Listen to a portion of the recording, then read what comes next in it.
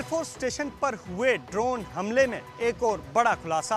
आज Delhi UP border पर BJP समर्थकों और किसानों के बीच हो गई हिंसक झड़प। बिहार के मुजफ्फरपुर में अपराधियों का तांडव, बाहुबली मुखिया के भाई की गोली मारकर हत्या। कोरोना संक्रमण के चलते जान गंवाने वालों के परिवारों के लिए सुप्रीम कोर्ट का बड़ा आदेश, पीड़ित परिवारों को मिलेगा मुआवजा।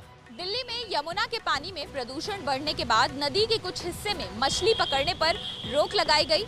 ये सारी खबरें आपको तूफानी रफ्तार से सीधे फील्ड से दिखाएंगे, लेकिन शुरुआत करते हैं आज की बड़ी खबर से। जम्मू कश्मीर में मिलिटेंट्स के खिलाफ ऑपरेशन ऑल आउट जारी। आज कुलगाम में सुरक्षा बलों ने एनकाउंटर में 3 मिलिटेंटों को मार गिराया। जम्मू कश्मीर में आज फिर गरजी गोलियां। कुलगाम में सुरक्षा बलों का मिलिटेंटों के साथ एनकाउंटर हुआ। जवानों ने दोपहर तक 2 मिलिटेंटों को ढेर कर दिया। कुलगाम के चमर इलाके में ये मुठभेड़ शुरू हुई और शाम होते होते तीसरे मिलिटेंट को भी मार गिराया गया। जम्मू में ड्रोन अटैक के बाद सुरक्षा बलों ने अपने ऑपरेशन तेज कर दिए हैं। कल श्रीनगर में भी एनकाउंटर हुआ था, जिसमें पकड़े गए लश्कर कमांडर अबरार समेत 2 मिलिटेंट मारे गए थे। दिल्ली में आसमान से बरस रही आग। दिल्ली में बुधवार का दिन अब तक साल का सबसे गर्म दिन रहा है। मौसम विभाग के मुताबिक बुधवार को दिल्ली में तापमान 43.5 डिग्री सेल्सियस रहा है। मौसम विभाग का अनुमान है कि अगले कुछ दिनों में दिल्ली को ऐसे ही गर्मी का सामना करना पड़ सकता है। आज जुलाई से पहले दिल्ली को गर्मी से राहत मिलने के आसार नजर नहीं आ रहे हैं। इस बीच राहत की बात ये है कि 2 जुलाई हल्की बूंदाबांदी हो सकती है। आज न सिर्फ दिल्ली में साल का सबसे गर्म दिन रहा है, बल्कि आज लू भी महसूस की गई है। सचिन वाजे के केस में बीजेपी ने महाराष्ट्र के डिप्टी सीएम अजीत पवार की घेराबंदी तेज कर दी है। महाराष्ट्र के बीजेपी अध्यक्ष चंद्रकांत पाटिल ने दावा किया है कि वाजे ने एनआईए कोर्ट में अजीत पवार तक को घूस पहुंचाने की बात मानी है। महाराष्ट्र बीजेपी के अध्यक्ष चंद्रकांत पाटिल ने बाकायदा केंद्रीय गृह मंत्री अमित शाह को चिट्ठी लिखी है। उन्होंने महाराष्ट्र के डिप्टी सीएम अजीत पवार पर कार्रवाई की मांग की है। महाराष्ट्र बीजेपी अध्यक्ष पाटिल ने गृह मंत्री को लिखी चिट्ठी में कहा, सचिन वाजे ने एनआईए कोर्ट के सामने अपने हाथ से ये लिखकर दिया है कि डिप्टी सीएम अजीत पवार और दर्शन गोडावत ने उनसे अवैध रूप से 100 करोड़ रुपए जुटाने को कहा था। 100 करोड़ के वसूली मामले में महाराष्ट्र के गृह मंत्री रहे अनिल देशमुख की कुर्सी जा चुकी है। मुंबई के पुलिस कमिश्नर रहे परमवीर सिंह ने उन पर आरोप लगाए थे। पटना में लालू यादव के दोनों बेटे तेज प्रताप यादव और तेजस्वी ने लगाया कोरोना का टीका। दोनों को रूसी वैक्सीन स्पुतनिक V लगाई गई है।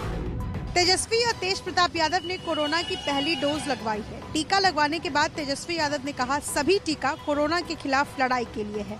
पार्टी नेताओं से भी टीका लगवाने की अपील की है। हम लोगों ने टीका लिया, वैक्सीन तो वैक्सीन है, सभी कोरोना से लड़ने का वैक्सीन, हम लोगों ने स्पुतनिक लगाया। काफी दिनों से बिहार की राजनीति में तेजस्वी के टीका नहीं लगवाने पर विवाद हो रहा था। अब तेजस्वी ने इस पर विराम लगाने की कोशिश की। रूस के राष्ट्रपति व्लादिमीर पुतिन ने स्पुतनिक 5 वैक्सीन लगवा ली है। वहीं रूसी सेना को भी स्पुतनिक वैक्सीन ही लगाई गई है। रूस के राष्ट्रपति व्लादिमीर पुतिन ने कोरोना वैक्सीन लगाने की पुष्टि की है। उन्होंने कहा है कि हमारी सेनाओं को स्पुतनिक वैक्सीन लगी है और मैं सेना का सुप्रीम कमांडर हूं। कोरोना से सबसे ज्यादा प्रभावित रूस के कुछ इलाकों में वैक्सीन जरूरी कर दी गई है। रूस वो देश है जिसने सबसे पहले कोरोना वैक्सीन बनाने का ऐलान किया था, लेकिन अभी तक उसकी केवल 15% आबादी को ही वैक्सीन की पहली डोज लग पाई है। बीते एक सप्ताह के दौरान रूस में कोरोना का ग्राफ तेजी से बढ़ा है। हफ्ते भर के दौरान प्रतिदिन करीब 20,000 मामले सामने आ रहे हैं, तो वहीं 600 से ज्यादा लोगों की मौत रोज दर्ज की जा रही है। ऐसे में रूस में स्पुतनिक वैक्सीन लगाने पर खासा जोर दिया जा रहा है। एयरफोर्स स्टेशन पर हुए ड्रोन हमले में एक और बड़ा खुलासा। ड्रोन से हुए आतंकी हमले के पीछे पाकिस्तान की खुफिया एजेंसी ISI। 26 जून की रात को देश के सबसे महत्वपूर्ण एयरफोर्स स्टेशन में से एक जम्मू एयरफोर्स स्टेशन पर ड्रोन अटैक हुआ था, जिसमें कोई नुकसान नहीं हुआ, लेकिन देश में ये पहला ड्रोन आतंकी हमला था। अब सूत्रों के मुताबिक हमले को सीधे आईएसआई ने पाकिस्तान से अंजाम दिया। आईएसआई ने ड्रोन हमले के लिए स्थानीय आतंकी संगठनों का इस्तेमाल नहीं किया, बल्कि आइसोलेटेड टास्किंग टीम चुनी, यानी ऐसी टीम जिसमें आईएसआई के चुनिंदा आतंकी शामिल थे। यानी आईएसआई ने साजिश रची, उसके आतंकियों ने जम्मू में से धमाके वाले ड्रोन उड़ाए। ऐसा कर आतंकी हमलों की साजिश को पूरी तरह से सीक्रेट रखना चाहती थी। जम्मू एयरफोर्स स्टेशन पर हुए आतंकी हमले की जांच देश की राष्ट्रीय सुरक्षा एजेंसी कर रही है। कल एनआईए ने धमाके वाले जगह की जांच की और सीसीटीवी की तस्वीरों की भी जांच शुरू की। जम्मू में आज एक बार फिर दिखे संदिग्ध ड्रोन। जम्मू एयरफोर्स स्टेशन के पास आज एक बार फिर 2 संदिग्ध ड्रोन दिखने से हड़कंप मच गया। जम्मू कश्मीर में संदिग्ध ड्रोन का दिखना जारी है। आज सुबह भी जम्मू में 2 जगह ड्रोन दिखने का दावा किया गया है। जानकारी के मुताबिक सुबह 4:40 पर कालूचक में और 12 मिनट बाद यानी 4:52 पर कुंजवानी इलाके में ड्रोन देखे गए। ड्रोन करीब 800 मीटर की ऊंचाई पर उड़ रहे थे। दोनों इलाके जम्मू एयरफोर्स स्टेशन से 7 से 10 किलोमीटर के दायरे में हैं। बीते शनिवार जम्मू के एयरफोर्स स्टेशन पर हमले के बाद से अब तक कई बार संदिग्ध ड्रोन दिखते रहे हैं। आतंकियों की इस नई चाल से निपटने के लिए सुरक्षा एजेंसियां भी अब नई रणनीति तैयार कर रही हैं। पंजाब के सीएम कैप्टन अमरिंदर सिंह के घर के पास प्रदर्शन करने वाले बेरोजगारों पर चली पुलिस की लाठी। ये प्रदर्शनकारी अमरिंदर सिंह के घर की तरफ कूच करने जा रहे थे। पटियाला में कैप्टन अमरिंदर सिंह के निवास मोती महल तक पहुंचने की कोशिश कर रहे इन प्रदर्शनकारियों पर पुलिस ने जमकर लाठियां चलाई। बेरोजगार साझा मोर्चा के बैनर तले ये लोग अमरिंदर के शाही महल की ओर कूच करने की कोशिश कर रहे थे। पुलिस के रोकने पर जब ये नहीं रुके तो पुलिस हरकत में आई और लाठीचार्ज कर दिया। बेरोजगार साझा मोर्चा 5 संगठनों का मंच है, जिसकी अगुवाई में पिछले 6 महीने से पंजाब के शिक्षा मंत्री के घर के बाहर संगरूर में धरना प्रदर्शन चल रहा है। आज दिल्ली यूपी बॉर्डर पर बीजेपी समर्थकों और किसानों के बीच हो गई हिंसक झड़प। बीजेपी नेता अमित वाल्मीकि को काले झंडे दिखा रहे थे किसान। सड़क पर जोरदार हंगामा मचा है दिल्ली के गाजीपुर बॉर्डर के पास। दरअसल यहां यूपी बीजेपी के संगठन मंत्री अमित वाल्मीकि के स्वागत में समर्थकों ने तैयारी की थी, लेकिन तभी यहां किसान विरोध प्रदर्शन करने के लिए पहुंच गए। किसानों ने काले झंडे दिखाए तो लड़ाई शुरू हो गई।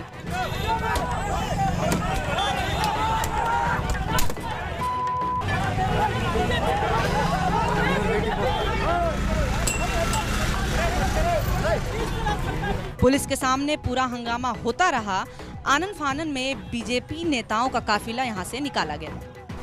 सुबह कुछ बीजेपी का झंडा लेकर लोग आ रहे थे यहाँ, और वे पिछले 3 दिन से यहाँ पर आ रहे, झगड़ा करना चाहते हैं। पुलिस फोर्स भी बैठी है, उन्हें कहती कुछ नहीं, अपने आप फोड़े, तलवार भी कहीं से लेकर आए वे।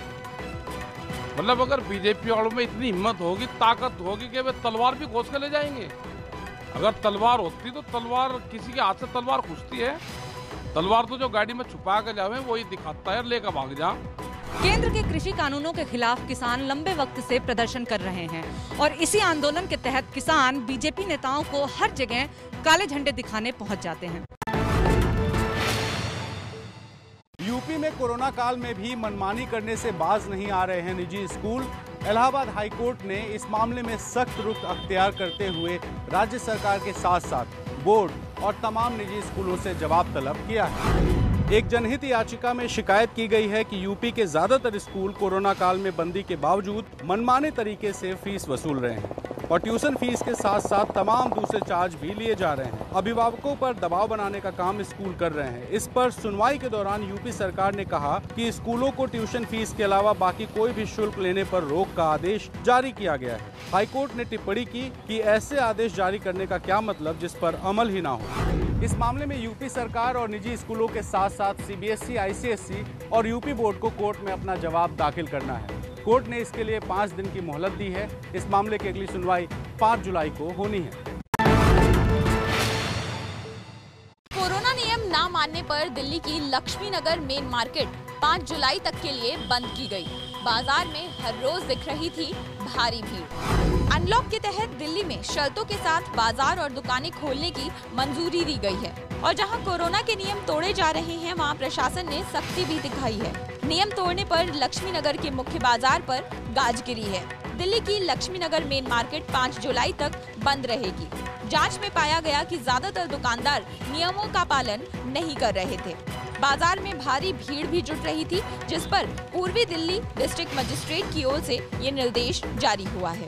लक्ष्मी नगर मेन बाजार के आसपास के छोटे बाजार बंद रखने के भी आदेश दिए गए हैं। मंगल बाजार, विजय चौक, सुभाष चौक और जगत राम पार्क में भी दुकानें बंद रहेंगी। कोरोना संक्रमण के चलते जान गंवाने वालों के परिवारों के लिए सुप्रीम कोर्ट का बड़ा आदेश। पीड़ित परिवारों को मिलेगा मुआवजा। कोरोना मृतकों के परिवारों को राहत वाली याचिका पर आदेश देते हुए सुप्रीम कोर्ट ने केंद्र सरकार और नेशनल डिजास्टर मैनेजमेंट अथॉरिटी से कहा है कि वो मुआवजे की रकम तय करें और 6 हफ्ते में राज्यों को इस बारे में सूचित करें। साथ ही सुप्रीम कोर्ट ने यह भी कहा है कि कोरोना से मौत होने पर डेथ सर्टिफिकेट बनाने का सिस्टम आसान किया जाए। केंद्र उस व्यक्ति के परिवार के लिए इंश्योरेंस स्कीम बनाए जिसकी जान आपदा में चली गई। एनडीए में राहत के नियमों को ध्यान में रखते हुए पीड़ित परिवारों के लिए गाइडलाइन 6 हफ्तों के भीतर जारी करे। इससे पहले सुप्रीम कोर्ट ने कामगारों को राहत पर बड़ा फैसला सुनाया था। राज्यों और केंद्र शासित प्रदेशों से कहा था कि वो 31 जुलाई तक one nation one ration card योजना लागू करें। कश्मीर घाटी में कल से फिर पटरी पर दौड़ने लगेगी ट्रेन। कोरोना संकट के बीच करीब 7 हफ्ते बाद रेल सेवा की बहाली हो रही है। जम्मू कश्मीर में कोरोना के हालात में सुधार को देखते हुए ट्रेन सेवा फिर से शुरू करने का फैसला हुआ है। कल यानी 1 जुलाई से बडगाम से बनिहाल तक ये ट्रेन सेवा शुरू हो रही है, वो भी केवल 2 जोड़े में। हालांकि ट्रेनें दिन भर नहीं चलेंगी। ट्रेन चलने का समय होगा सुबह और शाम।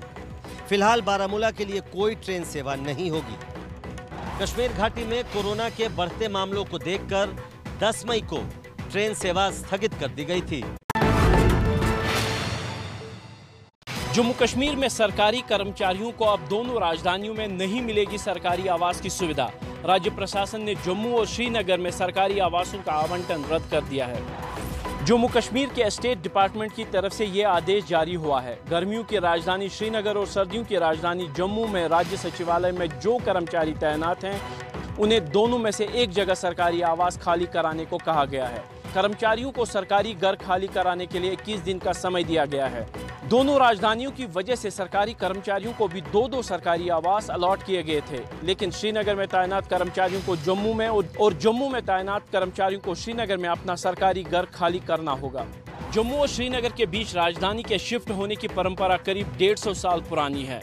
इसे दरबार मुंह कहा जाता है, जिसमें सैकड़ों कर्मचारी भी शिफ्ट होते हैं। पंजाब कांग्रेस का झगड़ा सुलझाने के लिए प्रियंका गांधी ने थामी कमान। नवजोत सिंह सिद्धू से मुलाकात की, राहुल और सोनिया गांधी को दी जानकारी। सुबह सुबह नवजोत सिंह सिद्धू की प्रियंका गांधी से मुलाकात वाली ये तस्वीरें सामने आईं। नवजोत सिंह सिद्धू कल ही पंजाब से दिल्ली आए थे। कल उनकी किसी नेता से मुलाकात नहीं हुई और आज उन्होंने प्रियंका गांधी से मुलाकात कर पंजाब के विवाद पर बात की। सिद्धू से मिलने के बाद प्रियंका गांधी भाई राहुल और मां सोनिया गांधी के घर भी गईं। माना जा रहा है कि प्रियंका ने दोनों से मिलकर सिद्धू से हुई बातचीत का ब्यौरा दिया। सिद्धू को प्रियंका गांधी ने क्या भरोसा दिया और प्रियंका गांधी के सामने सिद्धू ने क्या मांग रखी, इसका खुलासा अभी नहीं हुआ है, लेकिन जिस तरह प्रियंका गांधी एक्टिव हुई हैं, उससे यही लग रहा है कि मामला जल्द अपने अंजाम तक पहुंचेगा। पाकिस्तान में लोग अब चीनी वैक्सीन से तौबा कर रहे हैं। बीते दिनों पाकिस्तान की राजधानी इस्लामाबाद में एस्ट्राजेनेका और फाइजर वैक्सीन की मांग को लेकर एक बड़ा प्रदर्शन आयोजित किया गया। पाकिस्तान में चीनी वैक्सीन लगाने की जिद को लेकर लोगों का गुस्सा बढ़ता जा रहा है। विदेशों में काम करने वाले इन प्रवासी पाकिस्तानी नागरिकों ने इस्लामाबाद में बवाल मचा दिया। पाकिस्तान के अलग अलग हिस्सों से आए इन लोगों ने फाइजर या एस्ट्राजेनेका की वैक्सीन लगाने की मांग की ताकि वो काम के लिए विदेश जा सकें। इन प्रदर्शनकारियों ने मास वैक्सीनेशन सेंटर के बाहर की सबसे व्यस्त रोड को ब्लॉक कर दिया। सऊदी अरब जैसे देशों में फाइजर और एस्ट्राजेनेका के वैक्सीन वाला सर्टिफिकेट ही मान्य है। ऐसे में पाकिस्तान के उन लोगों को खासी परेशानी हो रही है जो चीन का वैक्सीन हासिल कर चुके हैं और उन्हें कामकाज के सिलसिले में सऊदी अरब जाना है। पश्चिम बंगाल में कलकत्ता हाईकोर्ट में मानवाधिकार आयोग ने अपनी रिपोर्ट सौंप दी। इस रिपोर्ट को सीलबंद लिफाफे में सौंपा गया, जिसमें हिंसा का पूरा ब्यौरा दिया गया है। पश्चिम बंगाल में हिंसा प्रभावित इलाकों में मानवाधिकार आयोग कमेटी का दौरा पूरा हो गया है। आज इस कमेटी के सदस्यों ने कलकत्ता हाईकोर्ट में पहली अंतरिम रिपोर्ट दी। कलकत्ता हाईकोर्ट के आदेश के बाद ही ये कमेटी बनी थी। बंगाल में 2 मई को चुनाव नतीजों के बाद बड़े स्तर पर हिंसा हुई थी। इसमें तोड़फोड़, आगजनी के वीडियो मीडिया में खूब सामने आए थे। पूरी हिंसा पर बीजेपी और टीएमसी दोनों पार्टियों ने एक दूसरे पर आरोप लगाए थे। चुनाव के दौरान कानून व्यवस्था चुनाव आयोग के हाथ में था और यही दलील राज्य सरकार और तृणमूल कांग्रेस की ओर से दी जा रही है। लेकिन मानवाधिकार आयोग द्वारा बनाई गई इस कमेटी की रिपोर्ट में खुलासा होगा कि आखिरकार इस हिंसा का जिम्मेदार कौन है। जम्मू कश्मीर के रामबन में लगी भीषण आग, वायुसेना ने देवदूत बनकर बचाई आग से लोगों की जान। जम्मू कश्मीर के रामबन में ये आग कल लगी। आग लगते ही ऐसे भड़की कि कई घरों को चपेट में ले लिया। तेज हवाएं लपटों को दूसरे घरों की ओर खींच रही थी। इसके बाद सुरक्षा बलों ने यहां आग बुझाने में मदद शुरू की। अब देखिए वायुसेना के हेलीकॉप्टर की मदद से आग पर आसमान से पानी छिड़का गया। ये Mi-17 V5 हेलीकॉप्टर है और बेम्बी बैकेट की मदद से यहाँ पानी आग पर डाला जा रहा है। रामबन की इस आग में 1 दर्जन से ज्यादा घर जलकर राख हो गए। समय रहते लोगों को निकाले जाने की वजह से किसी की जान नहीं गई। अब बच्चों से जुड़ी आपत्तिजनक तस्वीरों को लेकर दिल्ली पुलिस ने ट्विटर को भेजा नोटिस। राष्ट्रीय बाल संरक्षण आयोग ने दर्ज करवाई है एफआईआर। दिल्ली पुलिस ने ट्विटर को नोटिस भेजकर जवाब मांगा है। ये नोटिस एनसीपीसीआर की शिकायत के बाद दर्ज एफआईआर के बाद भेजा गया है। कल दिल्ली पुलिस ने ट्विटर को मेल भेजकर इस पर जवाब मांगा है। एनसीपीसीआर यानी राष्ट्रीय बाल संरक्षण आयोग ने ट्विटर पर बच्चों की अश्लील फोटो शेयर करने को लेकर दिल्ली पुलिस की साइबर सेल से शिकायत की थी, जिसके बाद दिल्ली पुलिस ने ट्विटर के खिलाफ एफआईआर दर्ज की थी। अब इसे लेकर ट्विटर से जवाब मांगा गया है। इससे पहले भारत का नक्शा गलत दिखाने पर ट्विटर के खिलाफ देश भर में कई एफआईआर दर्ज हो चुकी है। यानी अपनी मनमानी पर अड़े ट्विटर की मुश्किल कम होने का नाम नहीं ले रही है।